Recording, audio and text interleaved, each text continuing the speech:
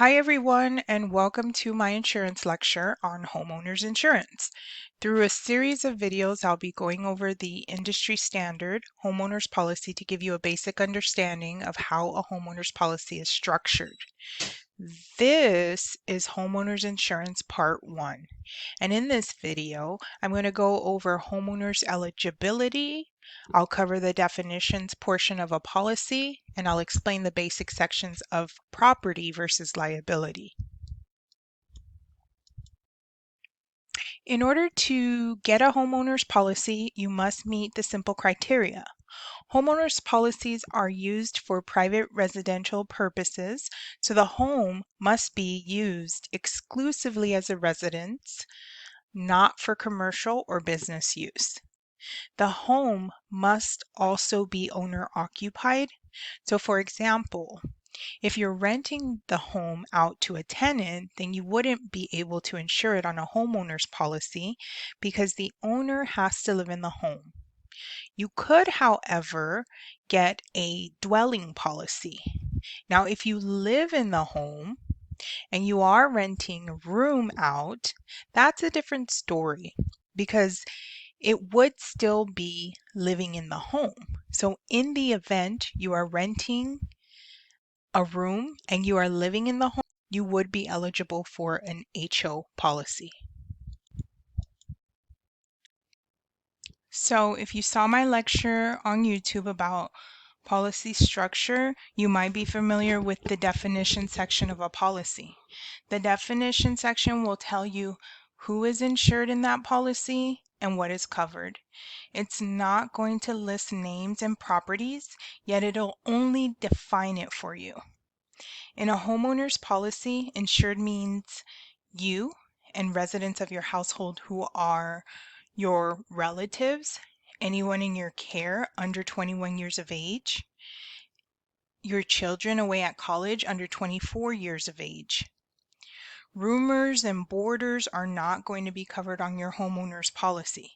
So if you're renting a room out to someone in your home, they will have to get their own insurance for coverage. In a homeowner's policy, the insured location means the resident premises, any land other than farmland owned by or rented to the insured, individual family cemetery plots or burial vaults of an insured.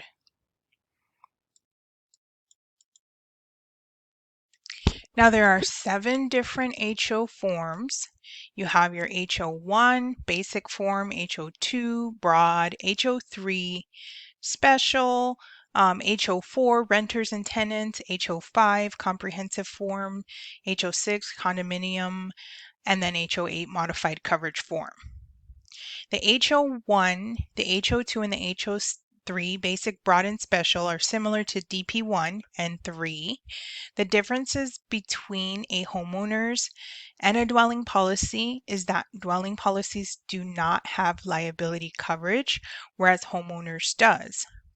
Dwelling policies do not cover theft, but homeowners does. And homeowners policies have to be owner occupied, whereas a dwelling policy can be rented out, and the owner is not required to occupy the premises. Those are the major differences. With an HO3, it's better than an HO2, and an HO2 has better coverage than an HO1. Now the HO4, that's your renters tenants form. It does not provide coverage for the structure, coverage A, or other structures. It will provide coverage for your personal belongings, also known as your personal property, and loss of use. You have HO5, which is your comprehensive, and that is better than an HO3. And then you have HO6, which is your condominium, and those are for condo owners. And then you have HO8. HO8 is typically for older homes, and then we'll get into that in another lecture.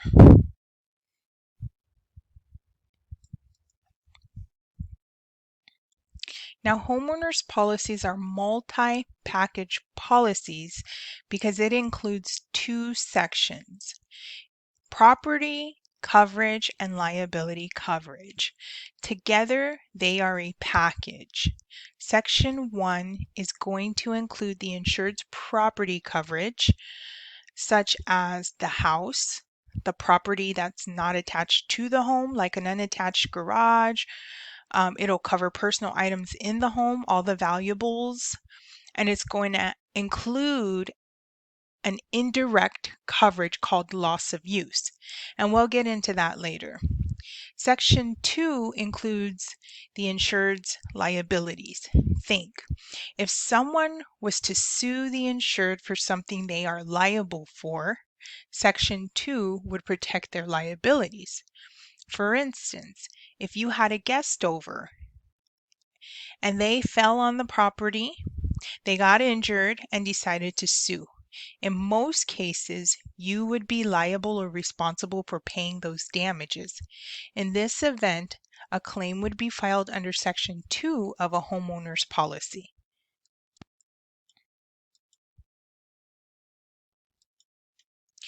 Now, there are 7 homeowners policies that vary based on coverages, but Section 2 is identical on all homeowners policies.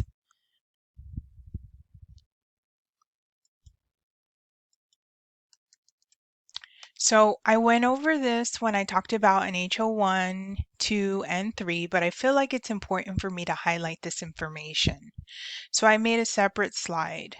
Sometimes people will get a dwelling policy and a homeowner's policy confused, and that's because they are very similar, whereas they both insure a home, aka a dwelling. But some of the things that sets a homeowner's apart from a dwelling, for one, is that in order to get a homeowner's policy, the owner has to actually live in the residence, whereas on a dwelling policy, the property owner is not required to live there.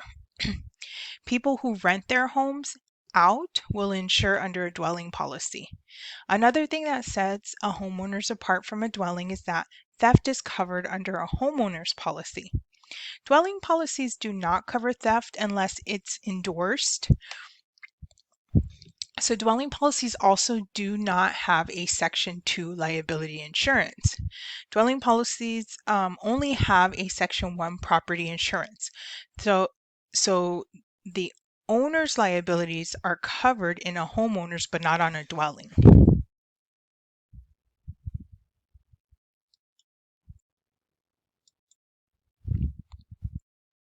All right, and that completes Homeowners Part 1. Thank you for viewing my video. Please like and subscribe. For those of you who are wondering what materials I would recommend for your insurance journey, I provided a link below where you can purchase courses and study material through Kaplan Financial Education. They have many insurance courses. I recommend their insurance manual for study material. They also provide study tools such as flashcards in English and Spanish, and they also have quick study guides or quick study sheets. Use the link below and get 10% off your order. Thank you again for viewing my video. My name is Rebecca and I am your insurance lady.